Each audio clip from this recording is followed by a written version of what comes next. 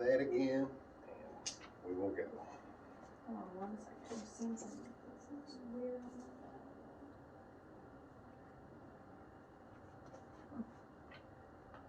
Okay. So, as a medical marijuana activist, what are kind of your thoughts on this executive order finally going into effect yesterday? We know it was signed back in November, but now it's finally into effect. So what are you kind of thinking? Since we've known about the executive orders and they've just started as of January 1, 2023, there's a lot of stuff hitting the news about medical marijuana being legalized in Kentucky. Well, that's not actually the case. It protects you from prosecution. This is just simply a way that you can be pardoned from the crimes if you get caught with the flower. So people need to be really clear about that, because legal medical marijuana in Kentucky does not exist. This executive order simply protects people if they get pulled over or they get prosecuted because they have marijuana in their possession. And that's all it will clear them of, is possession of medical marijuana or possession of marijuana. That's all this order does, which is a great step in the right direction. They're putting a whole lot of good media and a whole lot of good information out about how cannabinoids can help, all cannabinoids. And that's going to be real hard to take back and add regulation to later after we're using it to pass this executive order. So that's a good thing as far as helping to legalize this plant in 2023, which this year we've got a 30-day session. Tomorrow it starts at 12, I believe. So we've got 30 days from that point to change these laws in Kentucky. Otherwise, we're still going to be in the same state come next year. So people really need to get involved right now, because the wording in these is very good. The qualifying conditions in this bill is fantastic. I applaud him for those. But keep in mind, last year in our medical marijuana activist stuff, they had our medical bill amended down to 4 qualifying conditions rather than 21. So when we go to pass this bill this year, we need to make sure we've got this amount of qualifying conditions and not what people have already agreed to in these previous bills. So people really need to know what's going on with this. It's important they get involved right now. And like you said, we do have those 21 qualifying conditions that allow you to kind of get that pardon with this executive order, different medical conditions. Do you think that it's enough being that many conditions, or is there more, exemptions that should be or should have been put on this executive order? Well, to be honest, 21 qualifying conditions is great. That's a great list, and that'll open the door for, I would say, 70 to 80% of medical marijuana recipients, and that's a huge number compared to the 4 qualifying conditions of HB 136. But in my personal opinion, they need to open it up even further, because all cannabis is medicine at some point. It's used to relax, it's used to take out inflammation, it's used as a medicine, but it's restricted as it's a dangerous thing, and it's not. And that's where we all need to get on the same page, Republicans and Democrats alike, and pass this bill that would help Kentucky. I mean, pass these bills to help Kentuckians not only be protected from becoming criminals, but help themselves. We've got an opioid epidemic in Kentucky. This could help. We've got viruses running rampant. There's studies that show this can help. There's so many huge attributes that cannabis has, not even counting the revenue it can produce just simply through taxes in this state. Kentucky needs to get on board and get out from behind the horse racing and the bourbon. That's great stuff. It's huge industry, and I'm proud of my state, and I love those things. They're both highly addictive. Cannabis is not. We need to all get on the same page and help this state as well as our constituents. Are there any negatives that you see within this executive order being in effect now? The negatives that have been mentioned, again, I'm a board member of Kentucky Cannabis Freedom Coalition, so we deal with a lot of Kentucky patients, illegal patients, by the way, sadly. But the main concern is these people that actually need medical marijuana, they suffer from severe pain. A lot of them don't have a lot of money, and that's why they use this plant, because it's an affordable way to get their own health care. And they can't justify taking a 8-hour trip out of state to go get their medical marijuana and hope they make it back home without getting prosecuted. That's a big flaw in it. It puts our Kentucky citizens in a gray area. It protects from possession of marijuana. It does not protect you from trafficking marijuana, which is a charge anytime they find you with certain amounts of marijuana. We need to be really clear on these things. Kentuckians can still be prosecuted for this, but it could be pardoned if you hit the qualifying conditions. Very important people understand that, because legal medical marijuana is a huge term, and it's all over the news right now, and we need to get that redacted. We need that to say what it actually is. That's important to Kentuckians to know what's actually happening in our capital. Come tomorrow, January 3rd, we have a rally in our rotunda, and we will be there in so many news stations, and it's to get the people to vote for themselves.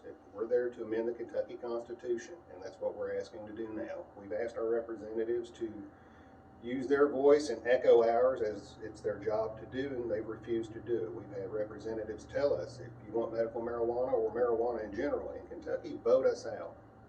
We've had other representatives on record in committee say, if you're in pain, have a sip of bourbon. That's a disgusting thing to hear. Kentuckians deserve better. So tell me a bit more about tomorrow's rally. I know there's kind of a full agenda for it to be happening at the Rotunda. What do you guys plan on speaking about? How many people are you expected to see there? And kind of what are you hoping the rally does moving forward? The rally tomorrow is simply to show legislators that people care. The media has to be there, Kentuckians have to be there and have a head count. We're expecting at least 100, hopefully a couple to a few hundred. We'd love to have everybody that can come. You don't have to stand for yourself, stand for somebody else that can't. The rally, it's literally to ask our legislators to allow us to amend our Kentucky Constitution. There will be a bill filed following this, and that'll be announced later today. And let me start that over. You're fine. Okay. The rally is basically just to give people a little hope, show people that it's not just stoners there. It's parents of sick children, it's veterans, it's people that need help. It's people that don't want to be considered criminals in this state. It's people that want to change the laws to help people. That's who's going to be there, and you're invited. I know it's kind of been a long time coming and a long fight for you all to legalize medical marijuana and marijuana in general in the state.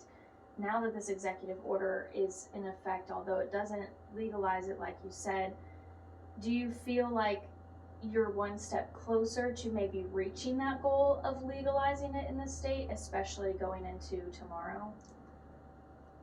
Absolutely, this should be the right step in legalizing medical marijuana in general in Kentucky.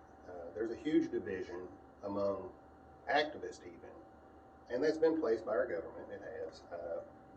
The divisions in that between medical and recreational are minuscule. Everybody in this industry wants to help somebody, and that's the bottom line. So I think all the things we're having in the news right now about marijuana in general are very positive to the industry, and it'll give us great leaps and bounds to possibly change these laws in 2023. But again, we're on a 30-day session, and people have to be loud now. We can't wait for a month and hope they listen, because they haven't listened for a decade. We stood there and listened to them, everyone, use it as a platform to get into office, and now we need them all to back it. So, do you expect them to back it this time around? Well, Stivers and Thayer are going to be a huge roadblock every way it goes. Both of them are huge representatives of bourbon. They should still be on this page. Bourbon isn't inflammatory. We can help uninflame their people. They can drink more. Come on, senators. Don't use that, for God's sake, don't use that.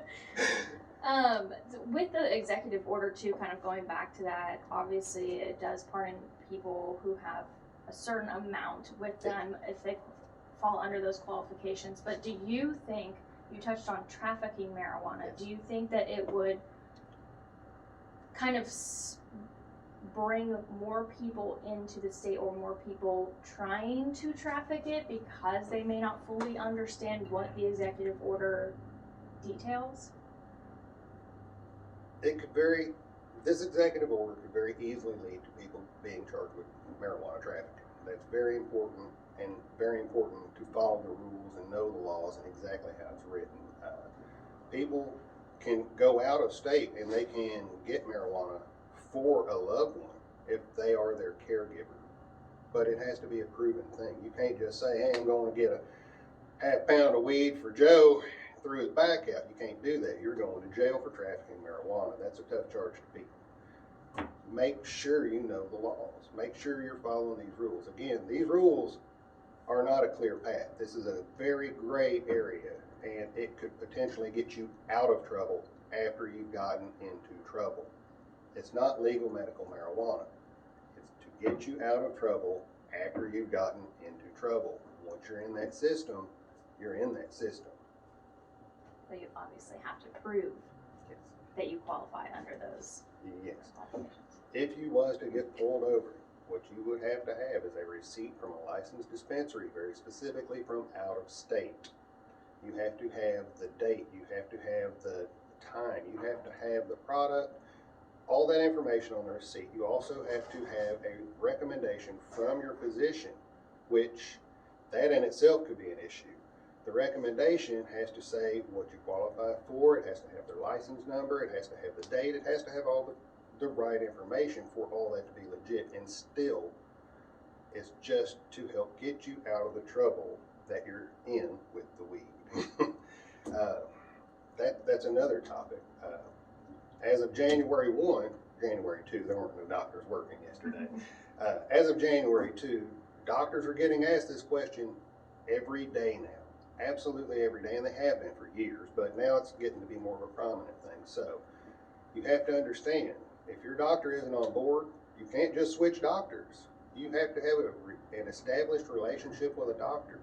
And if I'm not mistaken, it has to be a 2-year relationship. So if your doctor isn't on board, you're behind times right now. This should have been a conversation previous to this.